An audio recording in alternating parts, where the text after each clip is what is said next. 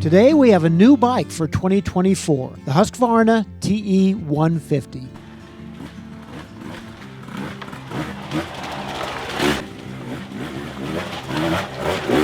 This is the final Husqvarna to get the complete makeover that started a couple of years back. It has new chassis, new motor, new electronic power valve, and a new throttle body fuel injection system. In this case, the bike got more than a redesign. It's been more or less repurposed. If you go back to the first of the Husky 150s in 2017, it was a carbureted two-stroke with a kickstarter and an electric starter. We loved it, but the bike's arrival coincided with the end of the 200 two-stroke era in the US. The Kawasaki KDX 200 was long gone, and the KTM 200 XCW had recently been discontinued. The 150 wasn't necessarily a good replacement for a 200. It was faster, but didn't have the low end or the smooth build-up. What that bike did have was a good general-purpose race motor. With little suspension work, it was even at home on a motocross course. The next version had transfer port injection in 2020. That was tamed down a little on top, but it still didn't have the low-end power that those old 200 fans were looking for. Now with the new TBI motor, it's a more legitimate offering for those guys. The motor is based loosely on the Husky TC125 motocross bike that arrived last year. It might be the most computerized dirt bike on the market. By that, we mean that the power valve, the spark advance, and the fuel delivery are all tied to RPM and throttle opening in a complex matrix of programming. When you add in input from sensors for temperature, gear positions, air density, it probably has more megabytes of programming than anything on Apollo 11. The cylinder, head, and displacement are all different from the TC125 to give it an off-road power band, and the 6-speed gearbox has slightly different gear ratio.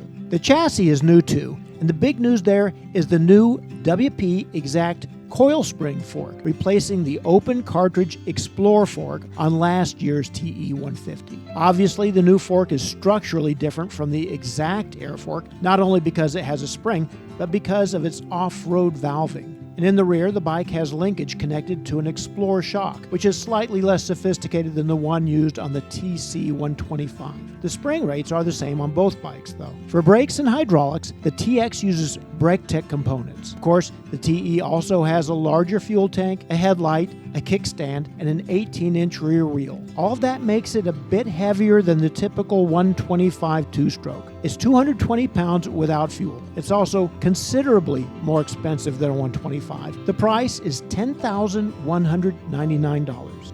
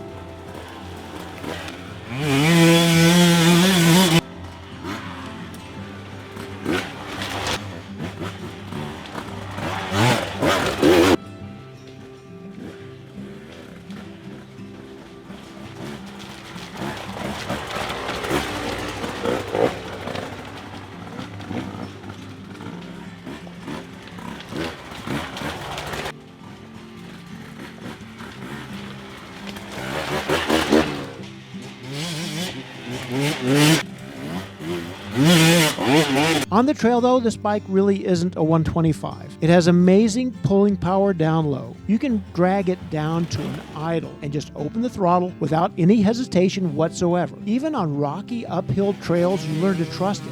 You don't have to cover the clutch, and it won't stall. In that respect, it truly is a miniature 300cc two-stroke. It doesn't have the sheer pulling power of a bigger bike, but the mannerisms are pretty much the same. The meat of the power hits fairly hard, more or less like a 125, but when it's done, it's done. The new TBI 150 might rev a little higher than the transfer port injection version, but it's still no screamer. That's a bummer if you think you're going to take the bike on a motocross course like you could with the old carbureted version. It just doesn't have the peak power or the revs to make that a good fit. The Husky does have a map switch, just like the other new generation Husky 2-strokes, but it serves a different purpose. On the TX300 and the TC250, the green map has a much harder hit and more power. The green map on this bike just makes the motor slightly richer, which is useful in sand and any conditions where the motor is under a big load. As far as suspension goes, we love it. The fork is a big upgrade over the previous version, and we might even like it better than the exact air fork. The new TE150 isn't nearly as soft as the old version, and it's also well balanced for aggressive off-road riding with an intermediate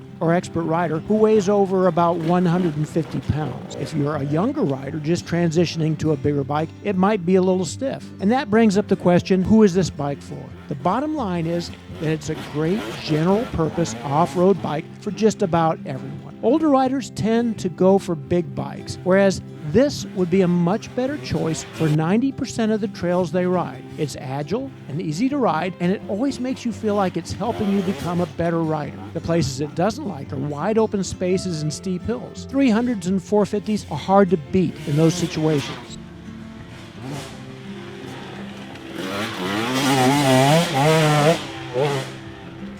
Look for a full test in the November 2023 print edition of Dirtbike, which you can still find on your newsstand. For more videos like this, check out our YouTube homepage, subscribe, and click on that little bell to be notified of new stuff. You can also check us out on Facebook and Instagram. Thanks for watching.